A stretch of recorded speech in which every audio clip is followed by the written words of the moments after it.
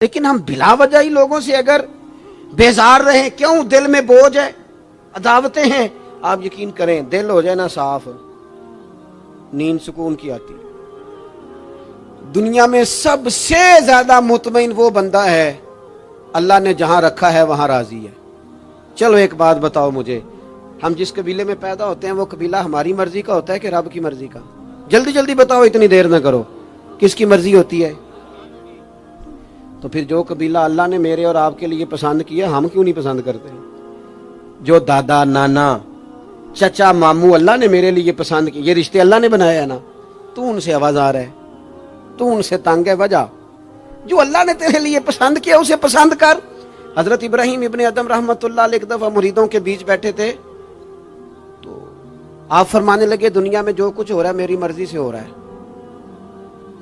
بعض بندے پریشان بھی ہو جاتے ہیں جلدی کہ اتنا بڑا دعویٰ کر دیا ہے، تو آپ ہنس پڑے، فرمانے لگے اگلی بات بھی سن لو پھر کوئی تبصرہ کرنا۔ فرمانے لگے جو کچھ ہو رہا ہے میری مرضی سے ہو رہا ہے، کیونکہ میری وہی مرضی ہے جو میرے رب کی مرضی ہے۔ میں نے اپنی مرضی اپنے رب کی مرضی میں فنا کر دی۔ اب میری مرضی کوئی نہیں، سانو قید سجن دا گہنا ہے، او جنج رکھے ایسا اونج رہنا ہے۔ ہم نے چھوڑ دی اپنی مرضی، اپنا ہے ہی کچھ نہیں۔ ہم نے نہ کبھی قطرے پہ غور کیا اور نہ دریا دیکھا، بس جہاں تیری جھلک دیکھی وہیں ڈوب گئے۔ چھوڑ دو یہ اس نے یہ کیوں کر دیا؟ وہ خواجہ نظام الدین صاحب محبوب الہی رحمۃ اللہ علیہ کے ایک مرید نے ایک دفعہ آ کے کہا حضور بڑی ہو گئی درگزر فقیری درویشی بڑی ہو گئی، اب جو میرے رستے میں کانٹے بچھائے گا میں بھی اس کے رستے میں بچھاؤں گا۔ وہ بڑے غصے سے بول رہا تھا، فقیر فقیر ہوتے ہیں۔ خواجہ صاحب ہنس پڑے، فرمانے لگے پتر تو زیادہ ہی ناراض ہو گیا ہے۔ کہنے لگا نہیں حضور ہمیں کچھ کرنا نہیں آتا، ہمیں بھی سارا ہی پتا ہے، سٹ تے پکھڑا کوار گندل اسی اور بھی بوٹیاں جاننے ہاں، ہمیں بھی سارا ہی پتا ہے، نمٹ نہیں لینا سویرے، جو ہمارے رستے میں کانٹے بچھائے گا سویرے اس کی گلی میں بھی بچھے ہوں گے۔ تو حضرت محبوب الہی فرمانے لگے پتر آدھے رستے میں تیری ضد میں وہ کانٹے بچھا دے گا اور آدھے میں تو اس کی ضد میں بچھا دے گا، تو پھر تو جو عام راہگیر ہوں گے ان کے بھی پیر زخمی ہوں گے، تو تمہاری لڑائی میں تو مخلوق پریشان ہو گئی۔ عرض کی حضور یہ تو آپ نے ٹھیک کہا ہے۔ فرمانے لگے اگر چاہتے ہو نا دنیا کانٹوں سے نہ بھرے اور لوگوں کو تکلیف نہ ہو تو ایک دوسرے سے تکلیف چھوڑ دو۔ یہ مت سمجھنا تیرا ایک بندے سے اختلاف ہے، تیرا ایک سے اختلاف ہوتا ہے اس کے اثرات دائیں بائیں بھی جاتے۔ حضور پھر کیا کروں؟ فرمایا اسے بچھانے دے، وہ بچھاتا جائے تو اٹھاتا جا، تو اٹھاتا جا۔ ویسے بھی جو کام ساری دنیا کر رہی ہوتی ہے وہ تو سارے کر ہی رہے ہوتے ہیں، کوئی ذرا ہٹ کے بھی کرنا چاہیے۔ جتن جتن تے ہر کوئی کھیڈے، جتن جتن تے ہر کوئی کھیڈے، تو ہارن کھیڈ فقیرا، جتن دا مل کوڈی پیندا ہی ہارن دا مل ہیرا۔ کبھی بندہ ہارے بھی اپنے دل سے بوجھ اتار دے، نفرت کو دور کر دے۔ عداوت دشمنی اگر کسی وقت رکھنی ہے تو اللہ رسول کے دشمن سے۔ اشداء علی الکفار، اپنوں کے لیے کیا ہے، کش عقیدہ کے لیے کیا ہے، رحماء بینہم۔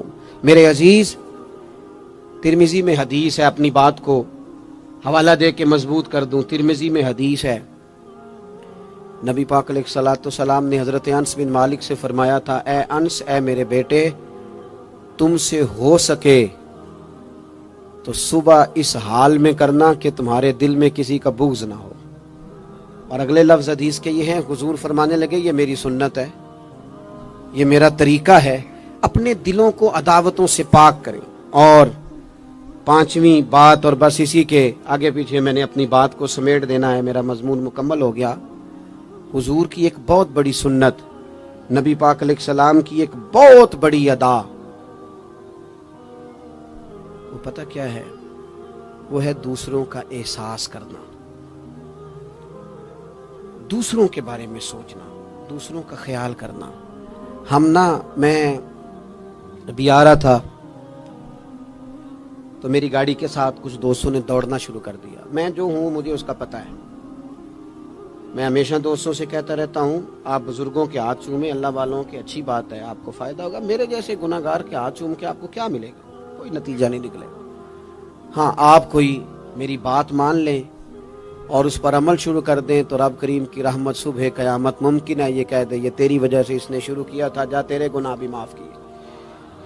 یہ جو ذوق ہے نا، اب ایک بندہ گاڑی کے پیچھے بھاگ رہا ہے تو مجھے اتنی سخت تکلیف ہو رہی تھی، میں نے کہا یار کیا ضرورت، دیکھو نا بیچارہ گرمی کا موسم ہے، پیاس لگے گی اور پسینہ آئے گا، کیوں بھاگ رہا ہے؟ میری مجبوری بھی ہے، گاڑی کو تو چلنا ہے۔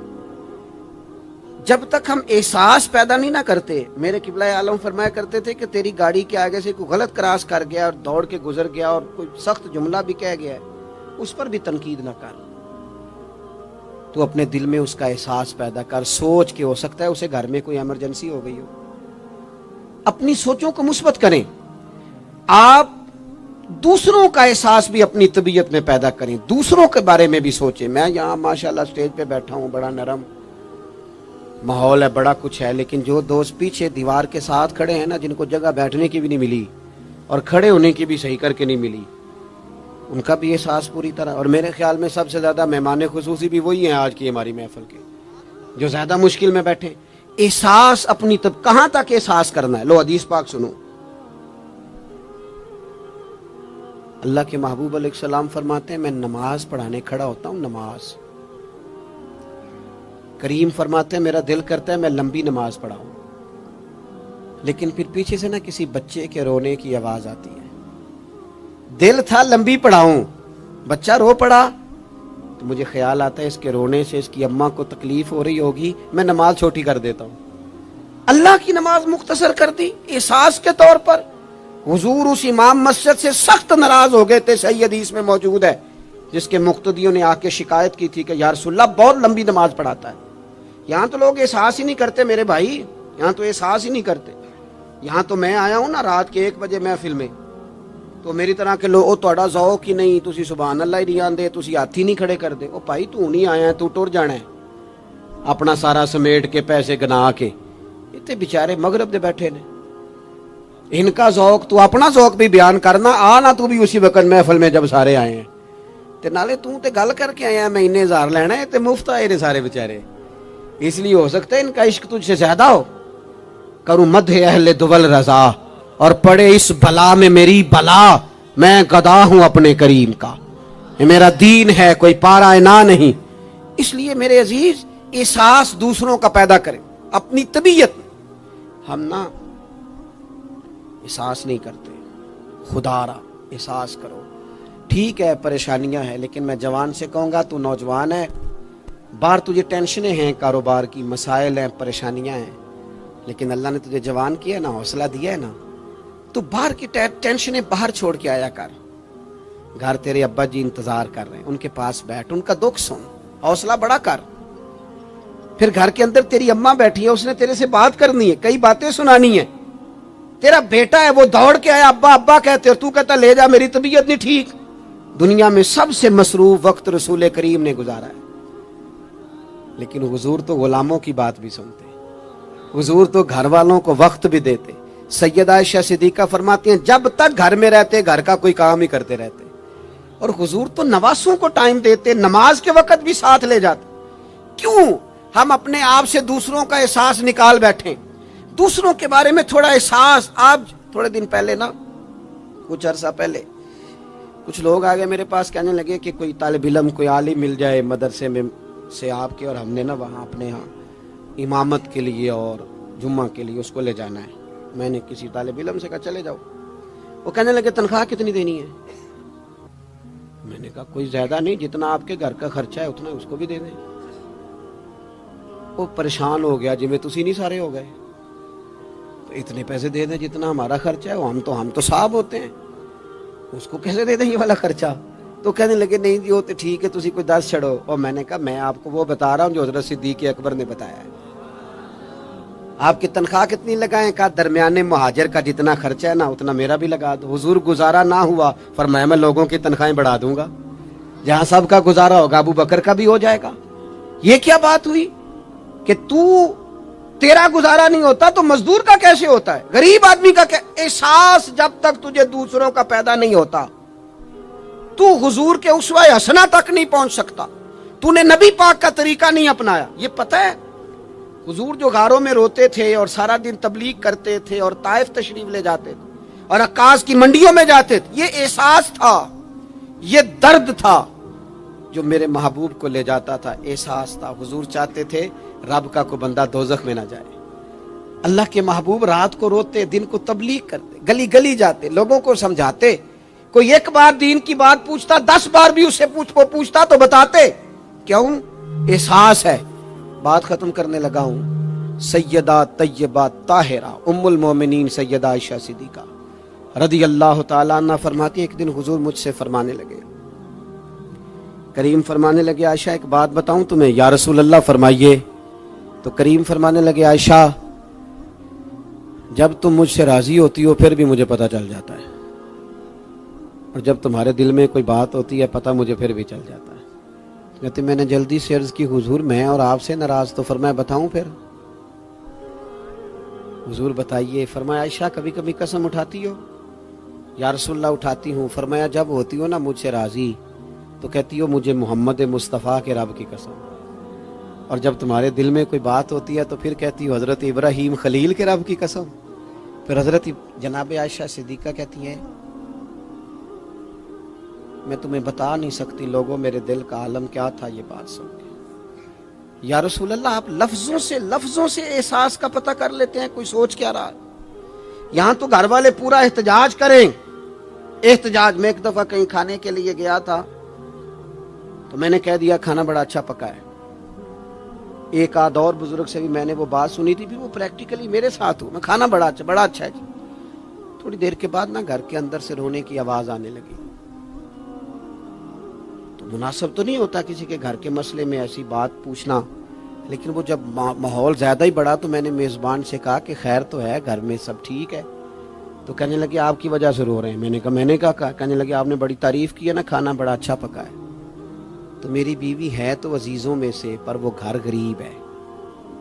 اس نے کہا 14-15 سال ہو گئے اس گھر میں کھانا پکاتے، آج تک نہیں کسی نے کہا اچھا پکا ہے۔ میں غریب کی بیٹی ہوں، آج وہ تعریف سنی ہے تو دل کسی اور طرف ہی چلا گیا ہے۔ اتنا بھی احساس نہیں جو صبح سے گرمی میں کھڑے۔ آپ کو پتہ ہے نبی پاک نے کبھی کھانے میں نقص نہیں نکالا تھا۔ سیدہ عائشہ کہتی ہیں پسند ہوتا تو کھا لیتے ورنہ چھوڑ دیتے، کبھی عیب تو ہنڈیا پھینک دیتا، آنا گرمی میں تو بھی کھڑا ہونا، جہاں اماں کھڑی ہے، بیوی کھڑی ہے، بہنیں کھڑی ہیں، کھڑا ہونا 10 منٹ تو بھی۔ احساس ہی نہیں، صرف اپنا ہی پتہ ہے۔ سیدہ عائشہ صدیقہ یہ حضور کا اسوہ حسنہ ہے۔ یہ طریقے اپناؤ زندگی میں، 4 5 8 چیزوں کو فقط سنت نہ سمجھو، یہ وسعت ہے حضور کے اسوہ نور میں۔ سیدہ عائشہ کہنے لگی، کریم فرمانے لگے تم قسم اٹھاتے حضرت ابراہیم کا نام لیتی ہو تو میں سمجھ جاتا ہوں۔ جناب عائشہ کہتی ہیں بس دل مچل گیا، کیفیت اور کی اور ہو گئی۔ میں نے کہا حضور پھر مجھے قسم ہو محمد عربی کے رب کی، میرے لبوں سے آپ کا نام ہی جاتا ہے، میرے دل میں آپ ہر وقت موجود رہتے ہیں۔ میرے عزیز کچھ باتیں آپ سے میں نے عرض کی، میں اپنی گفتگو کو بھی دیکھتا ہے جو بڑے مالدار ہوتے ہیں، اور ایسے لوگوں کو بھی دیکھتا ہے جو بیچارے ایک وقت کھاتے ہیں اور دوسرے وقت کے لیے پریشان رہتے ہیں۔ اپنی زندگی میں وہ صحت مند، توانا، خوبرو لوگوں کو بھی دیکھتا ہے، اور بیمار اور کمزور، ضعیف اور ناتواں لوگوں کو بھی دیکھتا ہے۔ اس کے ارد گرد ایسے لوگ بھی ہوتے ہیں جو بڑی خوش و خرم زندگی گزار رہے ہوتے ہیں، اور ایسے لوگ بھی ہوتے ہیں جو کسی وجہ سے پریشان، تکلیف میں گھٹے گھٹے سے ہوتے ہیں۔ انسان اپنے ماحول سے بھی سیکھتا ہے، معاشرے سے بھی سیکھتا ہے، اور پھر جب وہ لوگوں کے قریب جاتا ہے اور اپنے گھر سے اٹھ کر وہ لوگوں سے ملاقات کرتا ہے تو مختلف قسم کے مشورے، مختلف قسم کی آراء اور مختلف قسم کے مشیر اسے ملنا شروع ہو جاتے ہیں۔ ان ساری چیزوں کے ماحول میں انسان کی سوچیں پنپتی ہیں اور اسے بالیدگی کا موقع ملتا ہے، وہ باشعور ہونے لگتا ہے۔ پھر وہ کسی ایک جگہ ٹھہر جاتا ہے، بعض اوقات کسی مالدار کی طرف دیکھ کر پوری طرح رک جاتا ہے اور سوچتا ہے کہ نہیں میں پیسہ ہی کماؤں گا تو پھر ہی ٹھیک ہے۔ بعض اوقات کسی مشہور آدمی کو خوش قسمت سمجھ لیتا ہے اور پھر وہ کوشش کرتا ہے کہ جتنے بھی جتن کیے جائیں کسی بھی طریقے سے شہرت حاصل کی جائے۔ وہ اس طرح کر کے ہماری ملت کے جوان بھی، ہمارے لوگ بھی، پھر میں نے ایسے لوگوں کو بھی دیکھا ہے جو اگرچہ بہت بڑے کسی ادارے سے پڑھے ہوئے تھے اور مالدار تھے اور وزادار تھے، اور انہوں نے یہ دیکھا کہ پاکستان میں آ کر یہاں پہنچ کر مجھے خدمت کا کام کرنا چاہیے. آئے اچھی نیتوں کے ساتھ آئے ہوں گے, کوئی ان کے پیچھے نیک مقاصد ہی ہوں گے, لیکن جب انہوں نے پاکستانی سیاست کا ماحول دیکھا نا تو پھر نہ ڈگریاں نہ تعلیم کچھ بھی نہیں, وہ جس طرح کا ماحول تھا اسی طرح کے بن گئے, روایتی ہو گئے.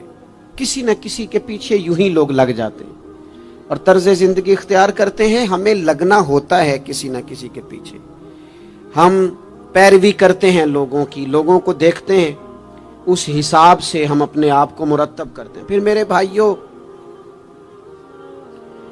ایک مسئلہ اور بھی ہوتا ہے, انسانوں میں صرف خوبیاں نہیں ہوتی, عام انسانوں میں بشری کمزوریاں بھی ہوتی ہیں. ہم بعض اوقات کسی کے پیچھے چلتے ہیں تو تعریفوں کے پل باندھتے ہیں, محبتوں اور عقیدتوں کا لمبا چوڑا اظہار کرتے ہیں, پھر تھوڑا سا ٹائم گزرتا ہے اور تھوڑا سا قرب ملتا ہے تو پھر ہمیں اس بندے میں خامیاں نظر آنی شروع ہو جاتی ہیں. کورے ورک کتاب نہیں ہوندے, پتھر دل گلاب نہیں ہوندے, سجنا پہلو ہی سوچ کے لائیں پھر یاراں نال حساب نہیں ہوندے. سوچتے نہیں, سمجھتے نہیں, غور نہیں کرتے, جذباتی فیصلے کرتے ہیں, ماحول جذباتی ہے. یا آپ دیکھیں نا, میں کسی جگہ پہ پہنچتا ہوں تو رکنا بیٹھنا چلنا پھرنا دوست مشکل کر دیتے ہیں. 1 منٹ کے لیے کہیں کیمرہ بند نہیں ہوتا. آپ بڑے تھکے ہوئے بھی ہوں تو آپ صحیح کر کے کہیں بیٹھ نہیں سکتے, چونکہ آپ کی چاروں جانب تو کیمرہ چل رہا ہے, کیسے بیٹھے؟ نبی کی زندگی بہترین نمونہ ہے. ایک کامل اسوہ حسنہ تمہیں دیتے ہیں, کامل مکمل. نبی پاک علیہ الصلوۃ والسلام کا جو وجود اطہر ہے نا, ایسا وجود اس کے اندر اللہ تعالیٰ نے ظاہری اور باطنی, یہ دیکھیں میں کسی جوش سے نہیں بول رہا, میں بڑی ہوش سے بات کر رہا ہوں. آپ سے بھی گزارش کرتا ہوں ہوش سے سننا. یہ بات میں درجنوں اور بیسیوں کتب کا نچوڑ آپ کے سامنے رکھ رہا ہوں. اللہ تعالیٰ نے نبی پاک علیہ الصلوۃ والسلام کے اندر ظاہری باطنی ساری خوبیاں بھر کے اپنے محبوب کو دنیا میں مبعوث فرمایا ہے. نہیں کھلا دیے, وہ جس راہ چل دیے ہیں کوچے بسا دیے. بعض لوگ ناراض نہ ہونا مجھ سے, بعض لوگ ہنستے ہیں, سونا نہیں ہنستے, ہنستے ہیں پر سونا. سیدہ طیبہ طاہرہ حضرت عائشہ صدیقہ فرماتی ہیں حضور مسکراتے تھے لیکن اس مسکرانے میں بھی عجیب وزاداری تھی. ہنستے تھے کھل کھلا کے نہیں ہنستے تھے, اس میں کہا نہیں لگتا تھا, آوازیں نہیں پیدا ہوتی تھی. یعنی سونا ہنس بھی جاتے تھے لیکن اس کے اندر بھی عجیب لطافت تھی. وہ کیسا ہنسنا تھا؟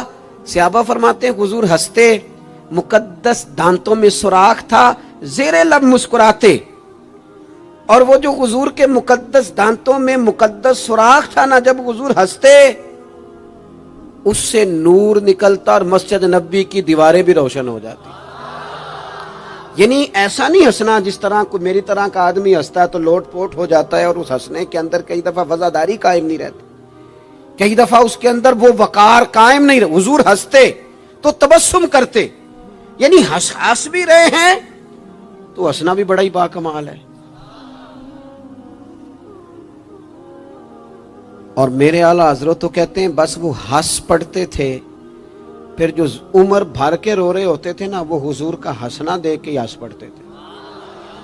گویا نا جہاں جہاں خزاں ہوتی تھی بہار آ جاتی تھی, جہاں جہاں دکھ ہوتے تھے سکھ آ جاتے تھے, جہاں جہاں بھی کوئی کمزوری ہوتی تھی, خدا کہتے ہیں جس کی تسکین سے روتے ہوئے ہنس پڑے اس تبسم کی عادت پہ لاکھوں سلام. ایک تو ان کا ہنسنا بڑا باکمال تھا, اور پھر یہ تھا کہ ان کا رونا بھی بڑا باکمال تھا, بڑا باکمال. یعنی وہ کبھی رو پڑے اور کبھی کریم کی آنکھوں میں آنسو آ جائیں, اور کبھی ان کے چہرے پر افسردگی آ جائے تو یوں لگتا تھا کہ پھولوں نے کھلنا چھوڑ دیا ہے, کلیاں اپنی جگہ سے ہٹ گئی ہیں. سمندر نے کہا نہیں اب شور نہیں کرنا. یوں لگتا تھا کہ تتلیاں اپنی جگہوں پہ بیٹھ گئیں. جب وہ کبھی روتے تھے تو یوں محسوس ہوتا تھا کہ جیسے چاند کہتا ہے کہ نہیں اب میں نے نہیں کھل کے چمکنا، محبوب تو رو پڑے۔ اور کبھی کریم روئے، آنکھوں میں آنسو آئے تو ان کے رونے میں حسن اتنا تھا، کمال اتنا تھا کہ جبریل امین آئے اور آ کے عرض گزار ہوئے، یا رسول اللہ سارے بھید جاننے والا رب پوچھتا ہے کریم سے پوچھو نا، محبوب سے پوچھو نا روئے کیوں ہیں؟ یہ رو پڑے ہیں، کیوں روئے ہیں؟ سارے بھید جاننے والے مالک کیوں روئے؟ تو محبوب فرمانے لگے جبریل امت کا قیامت کا حساب، قیامت کی گرمی، اللہ تعالیٰ کا کرسی عدالت میں اپنی شان کے لائق جلوہ فروز ہونا، امت کی کمزوریاں، سستیاں، غفلتیں، ان کو یاد کر کے رو پڑا ہوں، غم امت نے نڈھال کر دیا ہے۔ حضرت جبریل بارگاہ ایزوی سے پیغام لائے، محبوب کریم صلی اللہ تعالی علیہ وآلہ وسلم نے حضور روئے۔ تو جب جبریل امین یہ پیغام لے کے لوٹتے ہیں تو رب کریم نے کیا فرمایا؟ آپ کی توجہ ہے میری بات پر؟ مالک کریم نے کیا فرمایا؟ وہ آیت نازل ہوئی جس کے بارے میں امام زین العابدین رضی اللہ تعالیٰ عنہ فرماتے ہیں قرآن میں سب سے امید والی آیت یہ ہے۔ روئے حضور اور جناب جبریل پوچھ کر واپس گئے تو رب کریم نے فرمایا جا کے میرے محبوب سے فرما دیں وَلَسَوْفَ يُعْتِيكَ رَبُّكَ فَتَرْضَىٰ، محبوب رب آپ کو اتنا دے گا کہ آپ اپنے رب سے راضی ہو جائیں گے۔ محبوب آپ کو راضی کریں گے، نہ روئیں، آپ کو راضی کریں گے آپ کو۔ اور حضور کیا فرماتے ہیں؟ فرمایا جب تک میرا ایک امتی بھی دوزخ میں کوئی نہیں راضی ہوتا۔ اللہ کیا جہنم اب بھی نہ سرد ہوگا؟ رو رو کے مصطفیٰ نے دریا بہا دیے۔ حضور کا ہنسنا بھی با کمال، رو دینا بھی با کمال، ان کا کسی بندے سے محبت سے اٹھ کے گلے لگانا بھی با کمال۔ اور کبھی حضور جلال کریں تو، حضور جلال کریں تو محبوب فرمانے لگے میں نے دعا مانگی ہے، اے اللہ اگر میں کسی کو جھڑک دوں تو اتنا ثواب دینا جتنا تو فرض نماز کا ثواب دیتا ہے۔ یہاں یہ بھی ہر زاویے سے، ہر نگاہ سے، میں کیا آپ کو عرض کروں، ہم نے نہ کبھی سیرت بیان کی میری طرح کے لوگوں نے، نہ قوم اس طرح سے سیرت کو پڑھتی ہے۔ سیرت نبوی کا ایک ایک پہلو کبھی کھولا جائے، یہ جو زمانے میں بے چینی پائی جاتی ہے نا، بے قراری پائی جاتی ہے، اور ذہنی انتشار ہے، اور فکری الجھاؤ ہے، اور ٹوٹتی بکھرتی سوچیں، یہ ساری ختم ہو جائیں، ایسا ٹھہراؤ نصیب ہو، جینے کا بھی مزہ آئے اور مرنے کا بھی مزہ آئے۔ اگر حضور کی سیرت مقدسہ کو سمجھا جائے تو محبوب کی زندگی ہر طرح سے کامل ہے، مکمل ہے، اکمل ہے۔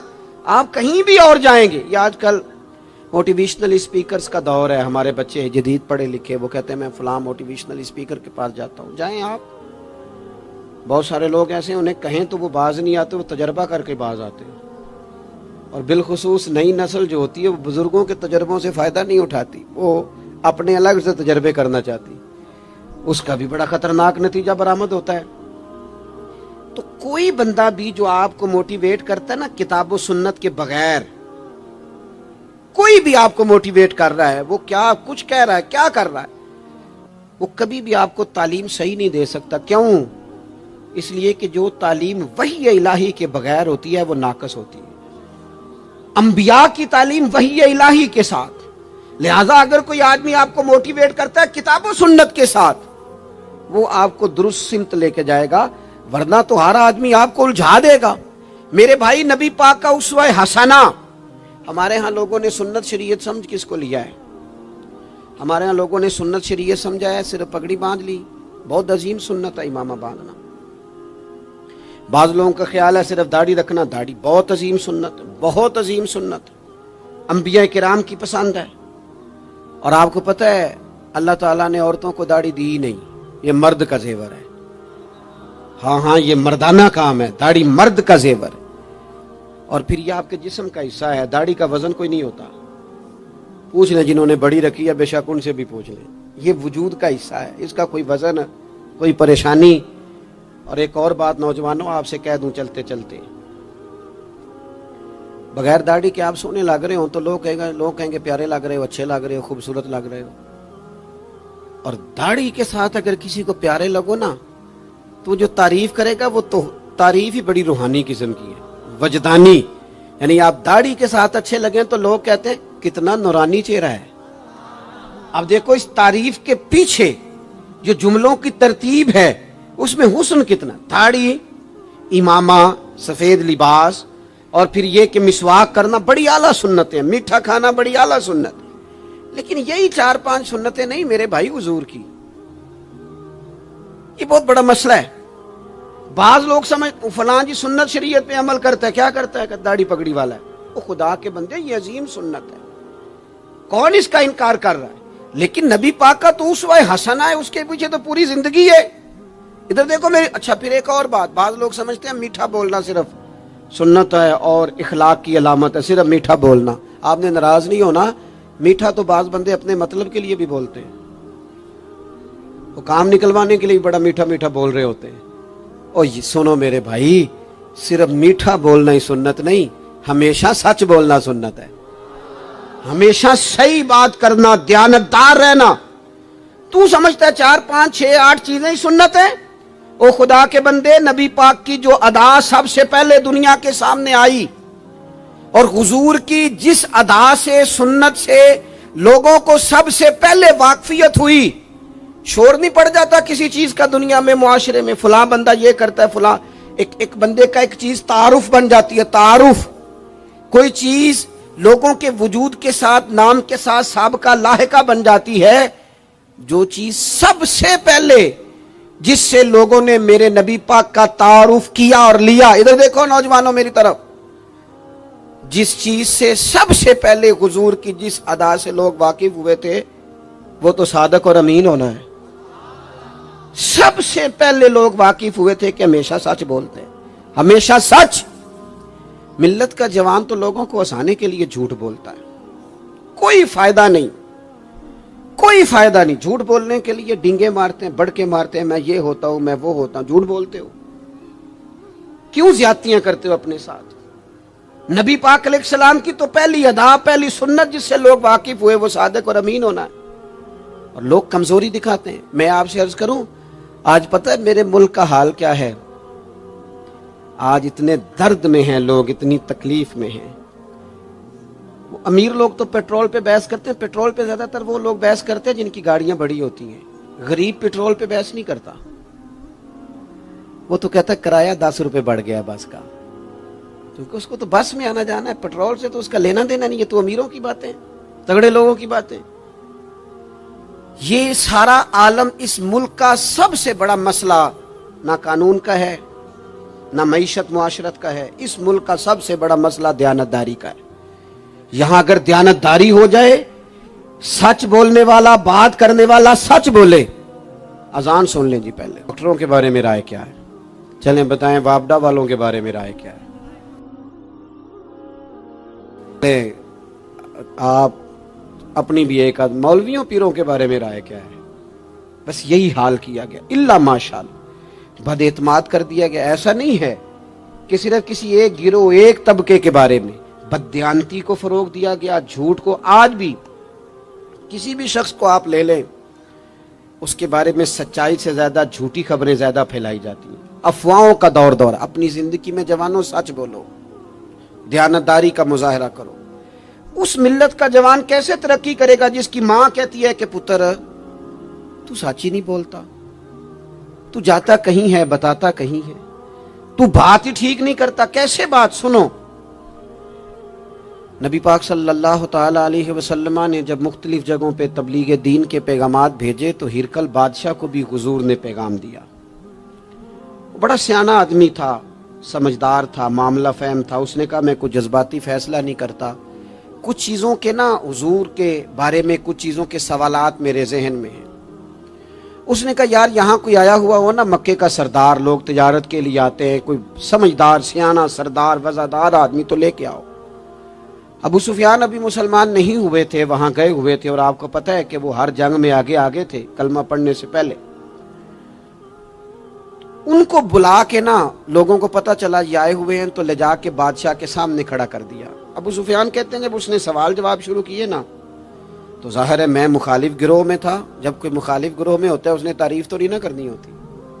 وہ صرف ہمارے ملک میں رواج ہے کہ لوگ جو پارٹی چھوڑ کے آ رہے ہوتے ہیں اس کی بھی تعریفیں کر رہے ہوتے ہیں اور جدھر جا رہے ہوتے ہیں پھر اس کی بھی. اللہ جانے کیسے اپنے دل کو سمجھاتے ہیں, ضمیر کو مطمئن کرتے ہیں. اللہ ماشاء اللہ. ابو سفیان کہتے ہیں میں چونکہ دوسرے گروہ میں تھا تو بادشاہ نے جو بات بھی پوچھی نا میں نے رائے مخالف دی. جو بھی پوچھا کہ وہ محبوب علیہ السلام جو دعوی نبوت کرتے ہیں, ان کا کلمہ پڑھنے والے امیر ہیں, غریب ہیں, بات کیا ہے, جنگیں ہوئی ہیں, تو نتیجہ ایک طویل گفتگو ہے. ابو سفیان کہتے ہیں آخر میں بادشاہ نے ایک سوال پوچھا. یہ جوان زیادہ غور کریں گے. سوال پوچھا.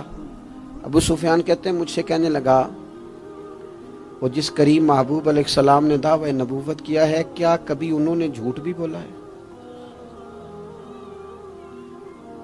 ابو سفیان کہتے ہیں میں چپ کر گیا. ایک منٹ کے لیے میرے دل میں خیال آیا معاذ اللہ کہہ دوں بولا ہے. پھر میں نے سوچا یہ تو عرب کی وزاداری کے خلاف ہے کہ میں جھوٹ بولوں. اور پھر ابو سفیان کہتے ہیں میرے دل کے کونے سے آواز آئی میں کوئی اور بات کروں گا تو شاید کوئی تھوڑی دیر کے لیے سوچے, اور اللہ کے رسول نے جھوٹ بولا یہ تو مانے گا ہی کوئی نہیں. یہ تو مخالف نہیں مانیں گے, کافر مشرک نہیں مانیں گے. بادشاہ کہنے لگا سوچتے کیا ہو, بتاؤ کیا کبھی انہوں نے جھوٹ بولا ہے؟ تو ابو سفیان کہتے میرے ہاتھ میں چھڑی تھی, میں نے اٹھا کے دوبارہ زمین پہ رکھی. میں نے کہا بادشاہ وہ رشتے میں میرے بھتیجے لگتے ہیں, میری ان سے مخالفت ہے, میں ان کے مقابل فوجیں تک لے کے آتا ہوں, وہ ہمارے بتوں کو برا کہتے ہیں.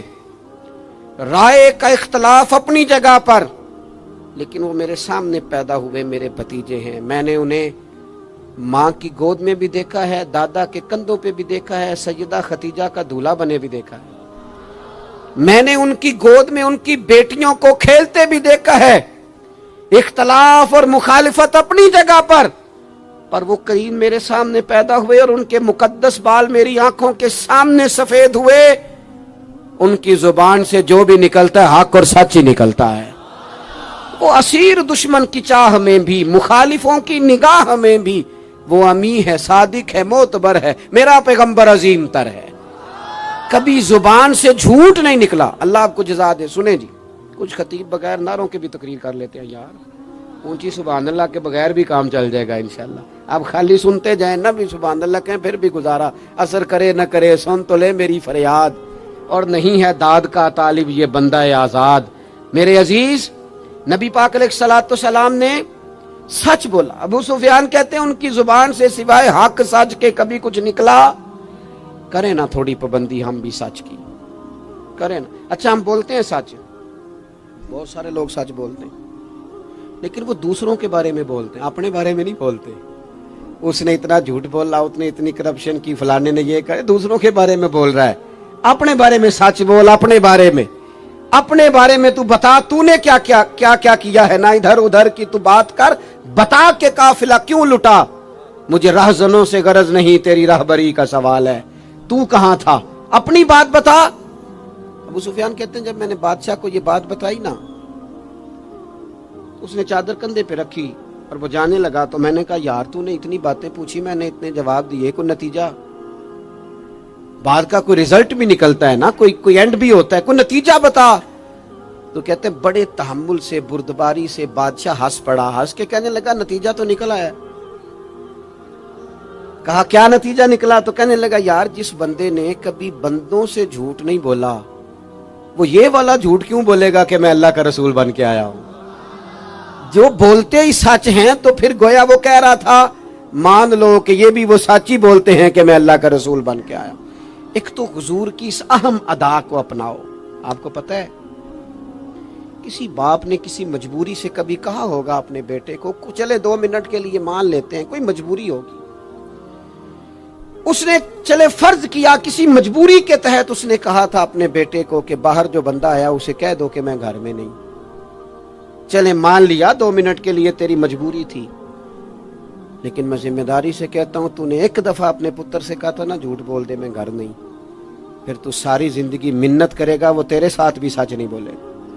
इतनी बड़ी बीमारी है, ये घर तोड़ती है, घर, ये कबीले तोड़ती है, रिश्तों को कमजोर। क्यों झूठ बोलते हो रिश्ता करते वक्त कि बच्चा ये कमाता है, ये कमाता है? क्यों झूठ बोलते हो? साफ सुथरी दो टोक बात करो। इतना बड़ा रिश्ता मियां बीवी का, जो अल्लाह की निशानियों में से निशानियां, झूठ पर कायम करते हो।